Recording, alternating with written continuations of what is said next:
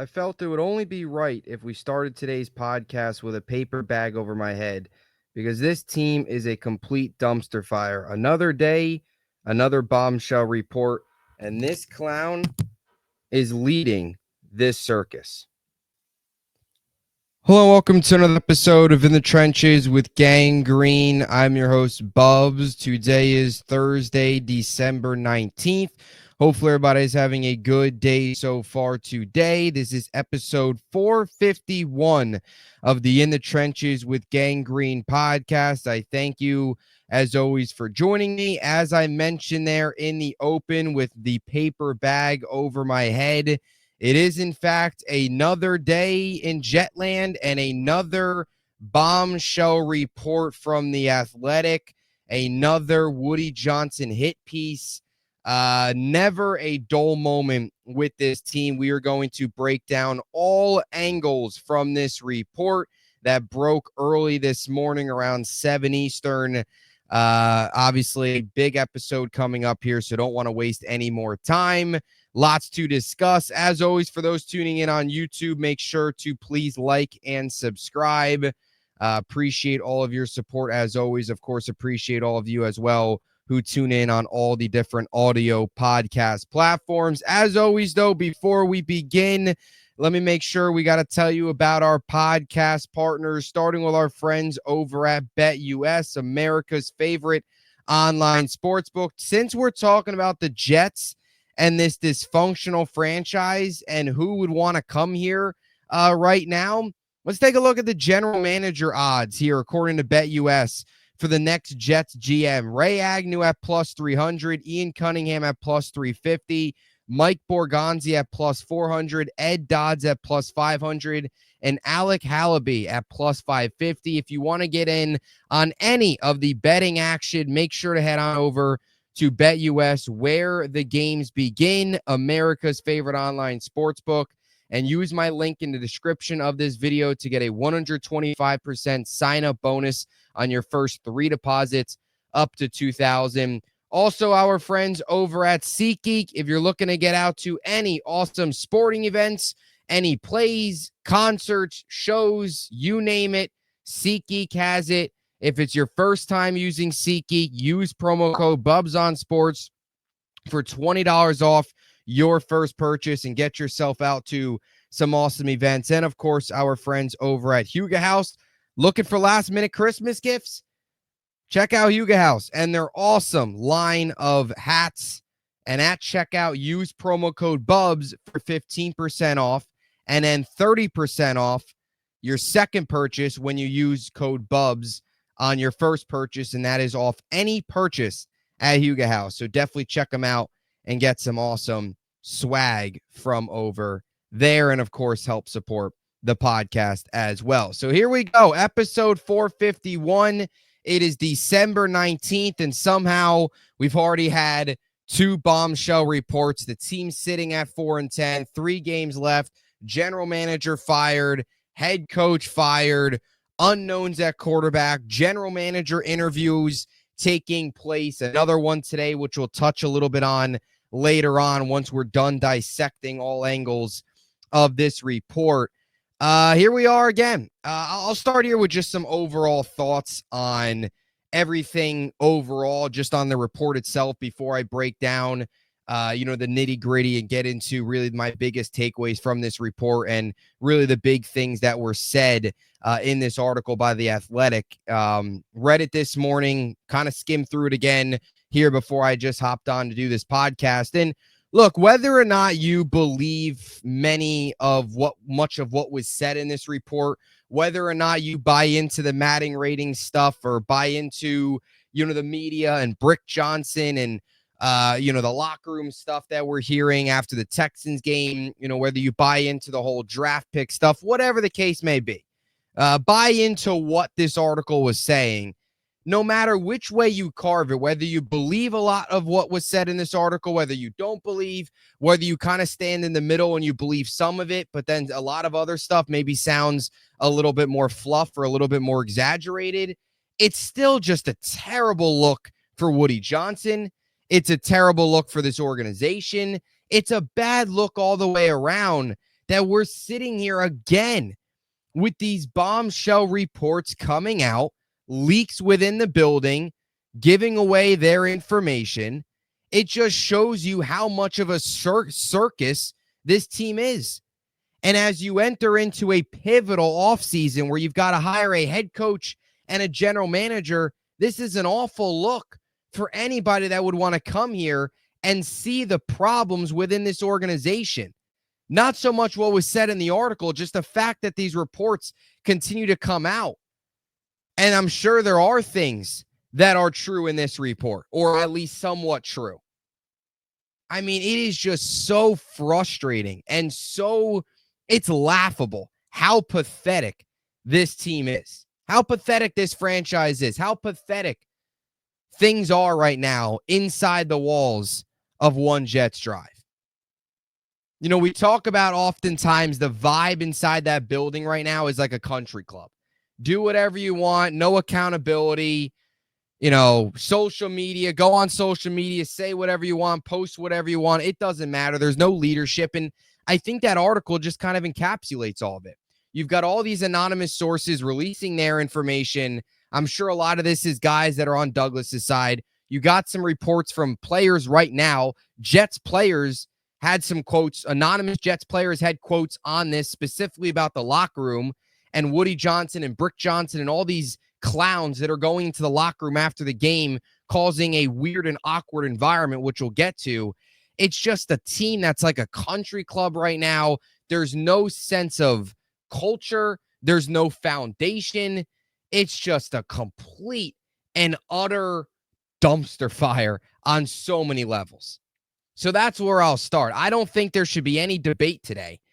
You could sit here and say, oh, well, I don't believe this report. It doesn't matter. It's just sad that we're here again talking about multiple bombshell reports and a 4-10 Jet team that went into the year with aspirations of making the playoffs and a whole lot more. And here we are, December 19th, dissecting reports about Woody Johnson and his 17-year-old son, who is basically running the team right now. I mean, so sad on so many levels. And you again ask yourself as a Jets fan, is this rock bottom? Can it get any lower than this, where we're talking about Madden ratings dictating whether or not the Jets are making trades? Seriously? Again, whether or not that is true or false, the fact that we're even sitting here reading about this, hearing about this, and it was brought up, maybe exaggerated to the point that that was the reason the trade was denied. That might not be so much the case, but the fact that Madden ratings even being talked about from the owner down is so pathetic. It's disgusting is what it is. And another day as a Jet fan where you just wish they could sell the team. They won't, but man, would that be a Christmas present if we hear tomorrow Woody Johnson is selling the Jets? It will never happen. We can say whatever we want. We can all this stuff, sell the team, this and that, and it will never happen. Never happen, because as long as money's put in Woody's pockets, he's not going anywhere, and neither is this family. And now you hear that Brick Johnson's basically running this operation, so he's only 17. He's going to be here for a long time. What a disaster. So those are just my overall thoughts. Now, I want to get into my biggest takeaways from this article. I think we got to start with the whole Madden ratings.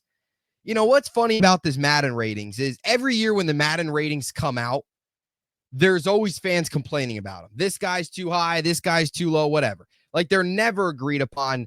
Oftentimes, Madden ratings are usually horrible. They're usually terrible. They're way off.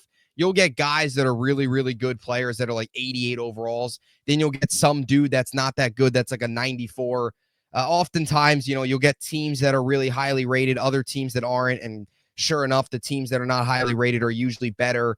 Madden ratings are always usually pretty botched. So the fact that we're even talking about Madden ratings potentially going into the decision of a professional sports organization is so stupid on so many levels.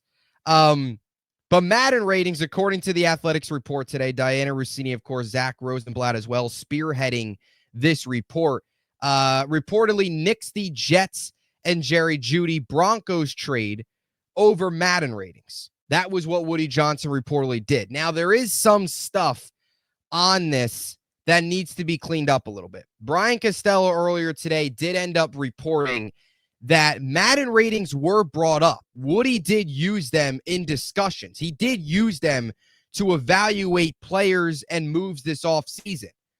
But Costello did say, so whatever you want to believe, whether you want to believe Costello, whether you want to believe this report, whatever, probably Costello is more reliable. This report, nothing against the Athletic, but just the fact that this report is, of course, a hit piece.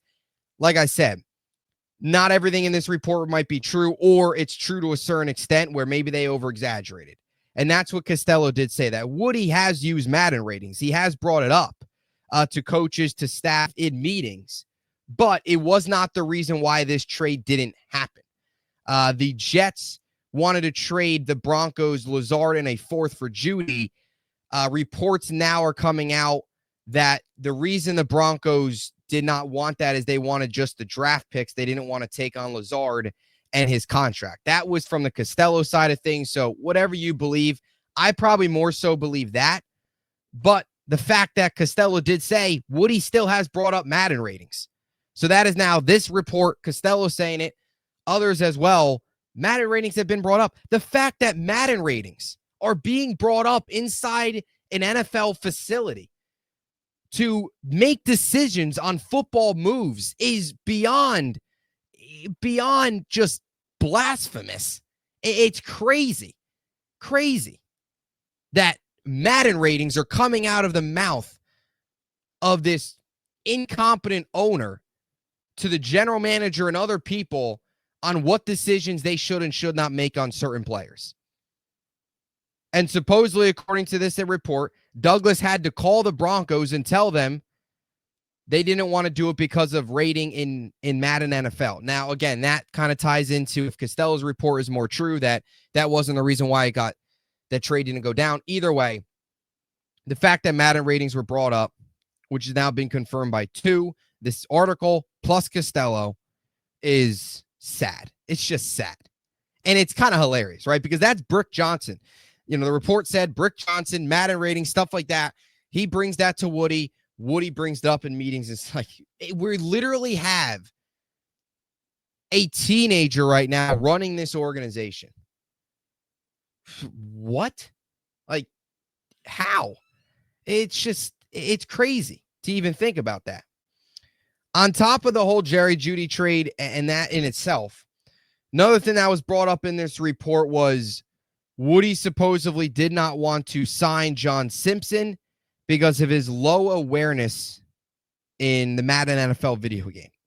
Now, the Jets, of course, went on to sign John Simpson, so that part of the report maybe was a little bit more fluff,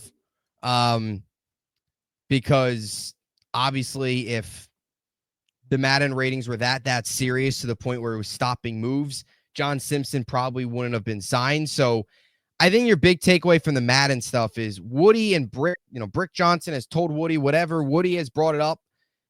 It obviously didn't influence many moves, because it seems like the whole Jerry Jeudy trade went down because the Broncos just preferred draft picks from Cleveland over taking on Lazard and his salary and just the fourth rounder, as opposed to, well, you know, what the Jets were giving him. The whole John Simpson thing, right? If it was fully Woody driven, he wouldn't be here right now. And thank goodness the Madden rating, the awareness that John Simpson had in Madden, which I believe was like a 78 or something, which I guess is low. I don't know. According to Woody, I think the only game Woody probably played was like the whatever they call it, I forget the old console game that back then. I don't want to go down that road, but either way, John Simpson, he ended up getting signed anyway, and thank goodness he did, because he's been great for this team and one of the pieces of this offensive line. 27 and under, your four your five starters 27 and under moving forward here. So Brick Johnson obviously heavily involved. It's just it's such a clown show. Now, this was interesting to bring up. Jerry Jeudy's Madden rating was an 81 overall. That trade didn't go down. Jets then signed Mike Williams. His Madden rating was a 87. So that part of it's like, took a guy that's 6 overall higher. Oh man, gotta love this crappy franchise that we all root for. So that's the Madden stuff. Moving on to other aspects of this report, the locker room is another big one. And I think this is maybe the biggest takeaway because this is like real and this is something that can really potentially stop players and coaches really from coming here, is hearing stuff like this from a locker room perspective. The Madden stuff is kind of just silly in a pathetic way, but it's just, some of it's true, but probably a lot of it is maybe a little bit blown out of proportion. The locker room stuff, though, is real. And not just because of what the report said, but you've seen countless times, I believe against Miami, where after the game, Woody and his family, Brick Johnson, was going into the locker room right after the game. And I believe there was a video out there of them going into the locker room that has since been deleted. I don't know if it was deleted, whatever. The Jets had them take it down, whatever it was. But I believe there was a video out there showing them going in that has since been deleted. Or there was some video with Woody, Brick, his son, obviously, Jack Johnson as well, going into the locker room right after the game in Miami, and since has been deleted. This has been a problem. I believe it's came up in previous reports as well. Just the way that the Jets locker room kind of is just like an open door thing where anybody right now is kind of welcome. And one of the biggest stories or biggest things from this report was the game on Halloween, where Brick Johnson, Woody's son, again, a 17-year-old we're talking about here, that kind of created an awkward environment. And The Athletic had, I just kind of took the whole 2 paragraphs from the article here that I'll just read. It stated, this past Halloween, the Jets registered their first victory since Robert Saleh's firing. It was a significant moment for a struggling team. Rodgers walked into an energized locker room with a game ball in hand, and it was expected that he'd give the ball to Jeff Ulbrich, a customary gesture when a coach gets his first NFL win. But before Rodgers could speak, Woody Johnson's teenage son, Brick, took another game ball and awarded it to wide receiver Garrett Wilson. In an exchange, the owner's son later posted to Instagram, "That was one of the best bleeping catches I have seen in my entire life." Johnson said in reference to the acrobatic catch Wilson made in game, Garrett effing Wilson. Woody then gave Ulbrich the ball Rodgers had been holding. Multiple players said the energy felt drained out of the room. And then there was a quote from an anonymous Jets player on the post game in the locker room against Houston. He said, quote, "It was the most awkward, cringe-worthy, brutal experience."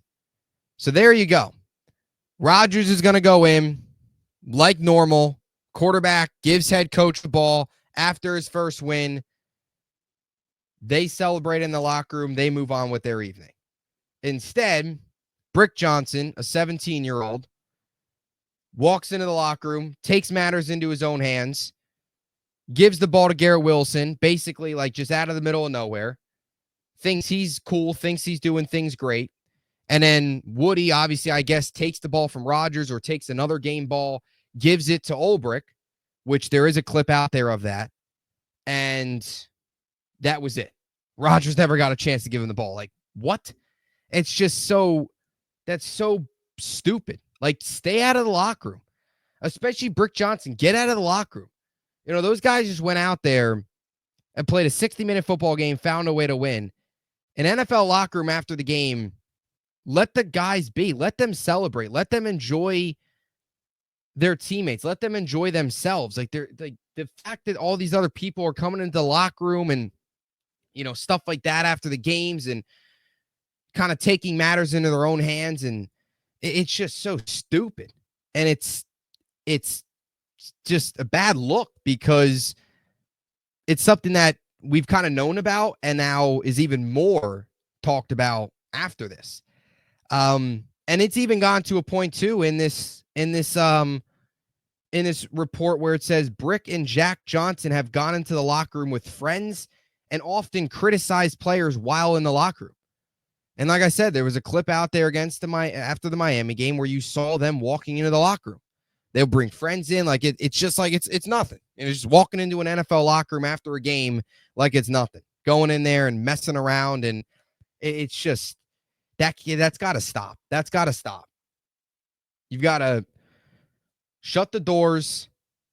Don't let, Brick Johnson and all these people in the locker room, his friends in the locker, like it's such a toxic environment. It's weird. It's strange. It's not necessary. But that's the culture. That's where the Jets are at this point. I'll also say this. There was another thing in this report that doesn't really affect this year's team or happen this year, but it's going back 2 years now. Seattle game, after the Seattle game in 2022. Mike White, of course, that was the game where he came back. Jets the week prior lost to the Jaguars on Thursday night. Then they got some help over the weekend. One of the things they actually got help that weekend was Aaron Rodgers and the Packers going on the road to Miami and beating the Dolphins. The Jets came out of that weekend, despite losing Thursday night with their season looking dead at 7-8. They came out of that weekend with a legitimate shot to make the playoffs. They needed to win out, and I believe Miami needed to lose one of their final two. Obviously, the Jets, or it was something like that. Obviously, the Jets lost that Seattle game. Mike White in that game came back, was playing with broken ribs, struggled. Jets lost. They got blown out. They got smoked. You can make a case after that 2022 season, you could have canned Saleh, because clearly when you lose 6 straight, it's going to be tough for a team to come back and rally around a coach when you were 7-4 and then you finished 7-10. Either way, Mike White went into the locker room, slammed his helmet on the ground out of frustration, and Woody Johnson said, multiple players reportedly heard him say, "You should throw your helmet, you effing suck." Now, Johnson then ended up later apologizing to Mike White.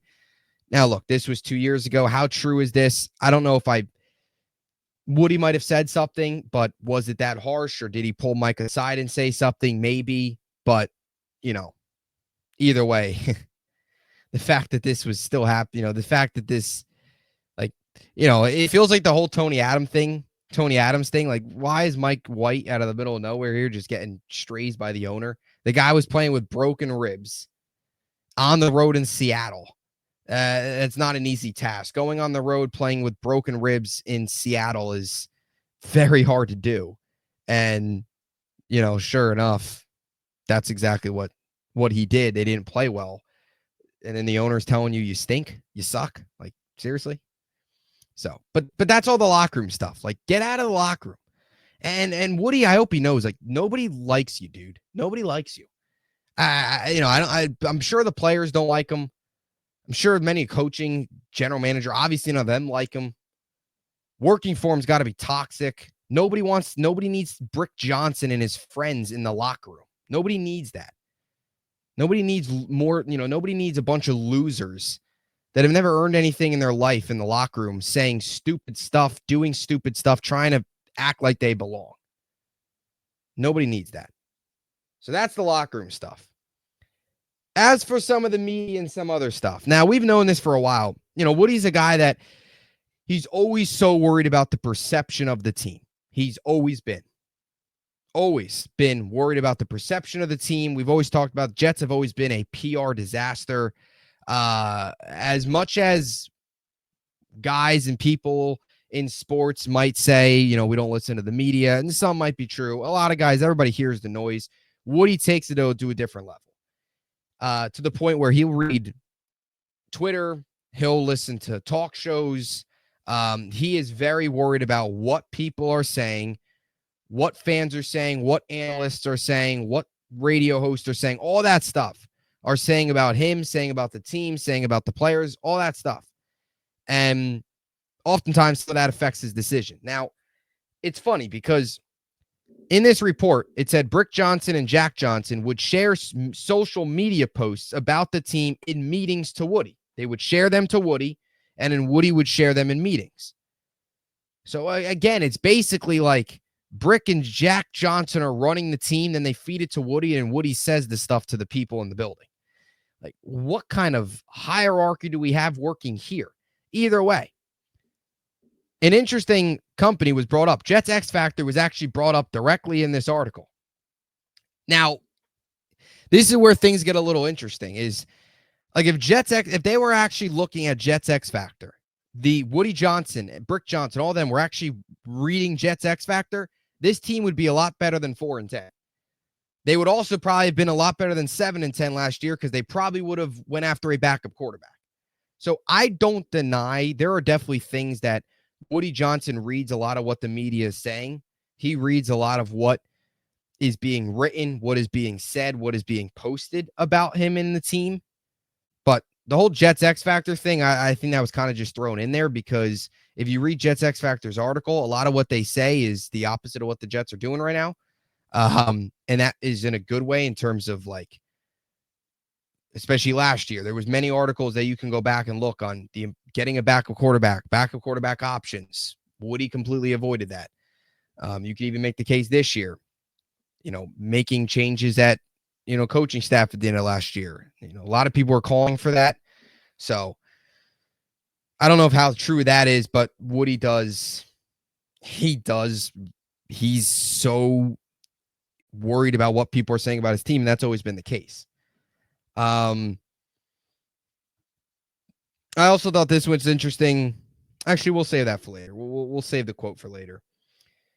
In terms of the Rodgers offensive coordinator stuff, I kind of just blended this two together, and we'll get to some draft pick stuff. Then we'll get to some quotes, and we'll kind of close things out here.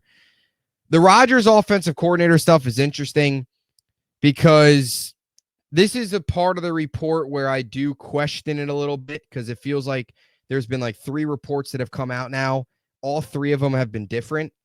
This one now saying is after that Broncos game. In the original report, the Broncos game, Woody said, or the report said that Woody brought up in the team meeting with Robert Saleh and some other coaches that he would that he was asked if they would bench Rodgers.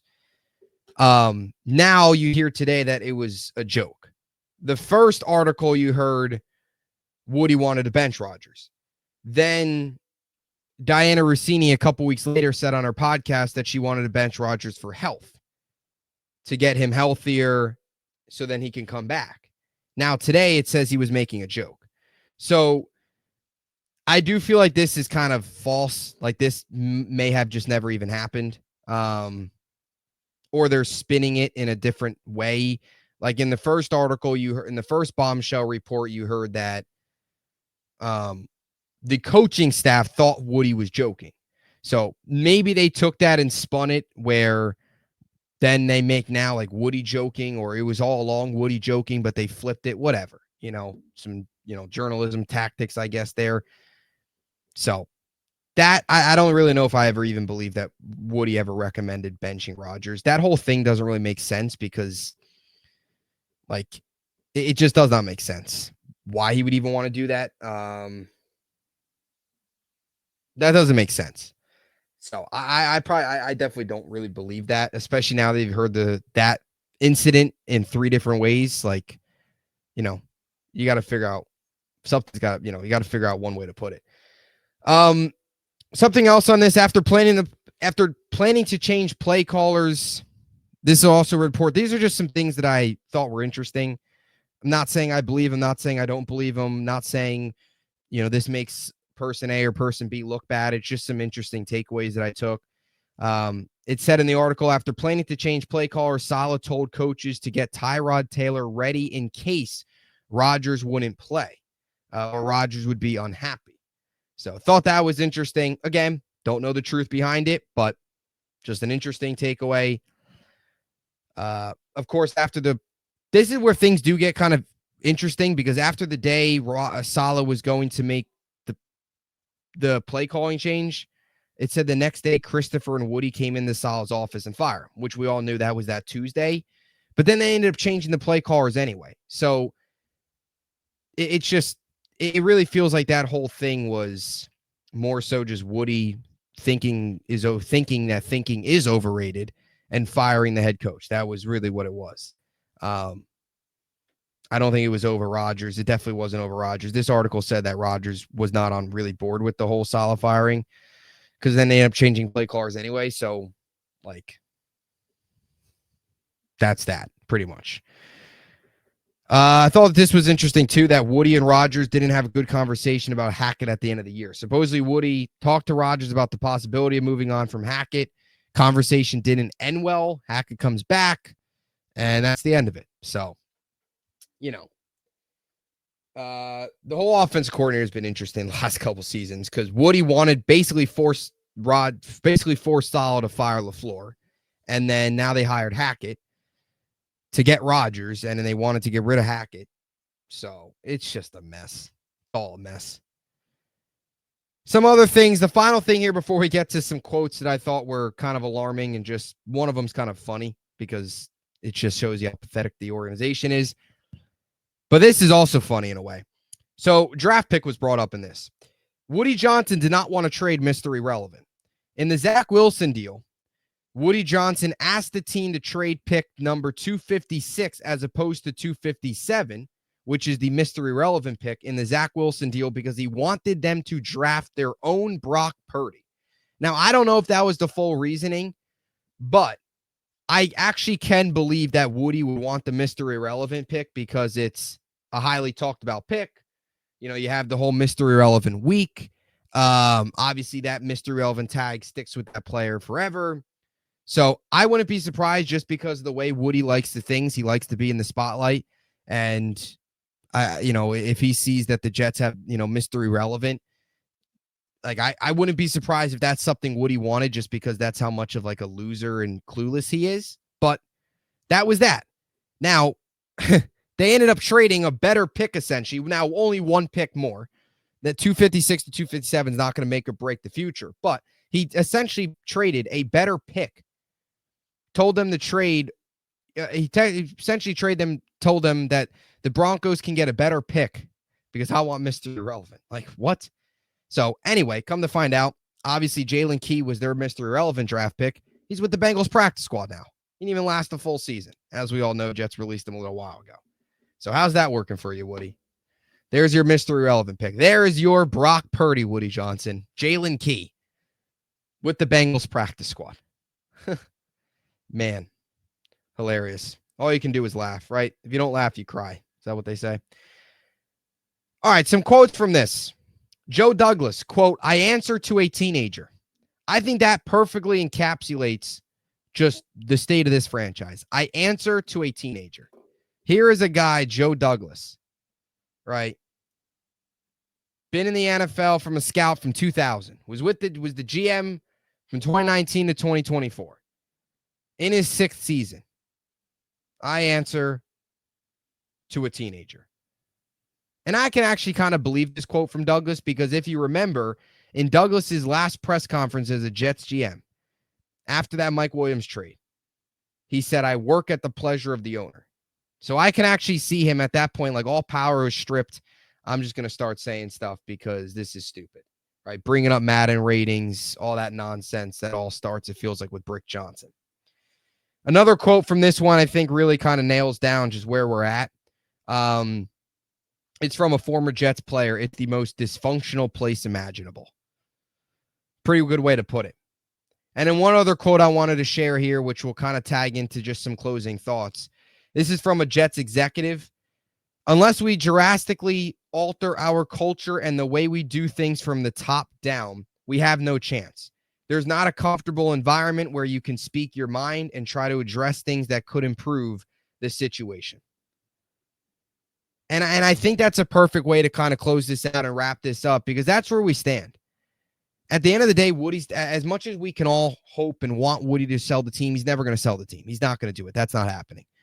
Woody Johnson is going to be here for a while. And once Woody Johnson eventually stops and turns it over, it's going to turn over to Brick. And it's going to turn over to this family. And it's just going to be a repeating cycle. The Johnsons are entrenched in this team for a very long time.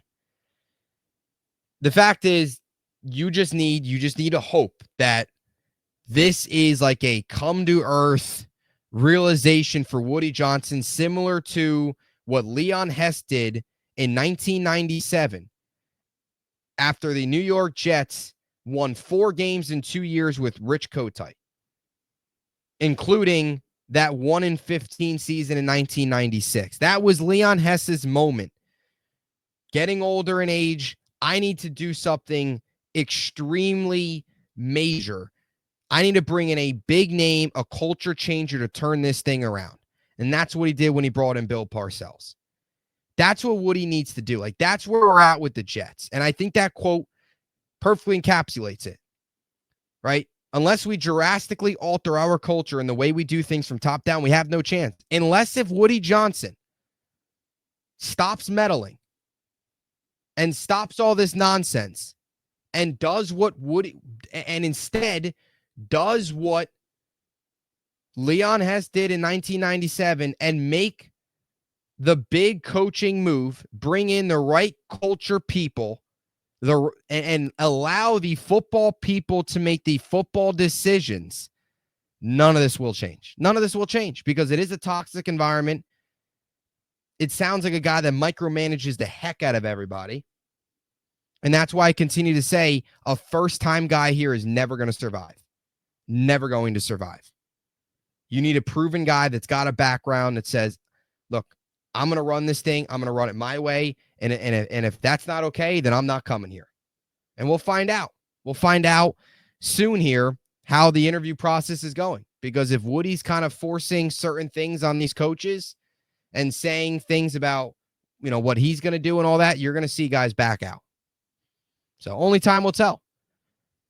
But look, it's not like the Jets can't win with Woody. They can. Like, they went to 2 AFC title games in 2009 and 2010, but that's when he was letting football people make football decisions. You need to get back to that. Tannenbaum said that he let him do his stuff. He let him do his thing. And then they started losing, he was fired. And that's the same thing here. Like, or same thing with the Knicks. James Dolan, for years, he got his nose in things. Complete disaster. Hired Leon Rose, Tom Thibodeau, and they've got the right basketball people making the basketball decisions, and look where they're at. Right now, outside of the 2 baseball teams, in terms of the current sports teams, the Knicks are probably the only team that's actually watchable right now because the Islanders and the Rangers are a disaster. The Nets are rebuilding. So all you've got is the Knicks. And I've said it many times, the 2 football teams are now in their own category of sucking. They're in their own category. They're in their own world. They're 6 wins combined this season. So it's what it's going to come down to. This needs to be like the rock bottom realization moment for Woody Johnson. I've got to stop my ways, even if not all this is true. Even if that's not all this is true. Some of it is got to be true. Even if some of it is blown out of proportion. The fact that these bombshell reports continue to come out, you clearly have meddled, is got to be like a rock bottom moment of, I've just got to step back, hire the right people, make the football decisions, get a guy like Mike Vrabel in here, a proven GM, and let those people make decisions. Because if that's the case, then they can get back on track. But if not, then you feel like there's no end in sight. No end in sight. So we'll see. We'll see what happens. Now, to close things out here, the Jets did interview another general manager today. So they've interviewed 3 GMs now this week. Thomas Dimitroff on Monday, John Robinson on Tuesday, and now today they interviewed Jim Nagy, who is the executive director of the Senior Bowl. He has held that position since 2018. He spent 18 years in the NFL as a scout with 6 teams, or 5 teams rather, the Packers, Seahawks, Commanders, Patriots, and Chiefs. He made it to 6 Super Bowls and is a 4-time Super Bowl champion as a scout. Won a Super Bowl with the Packers, the Patriots twice, and the Seahawks once. So no previous GM experience. Obviously been around the college game with the Senior Bowl, been around as a scout. So in terms of evaluating young talent, definitely potentially something that he's got experience with. But another name added to the list. Not a huge background in terms of, like, other than just the scout and now the Senior Bowl. That's about it. So doubt it happens, but another name to throw on the list. 3 interviews down here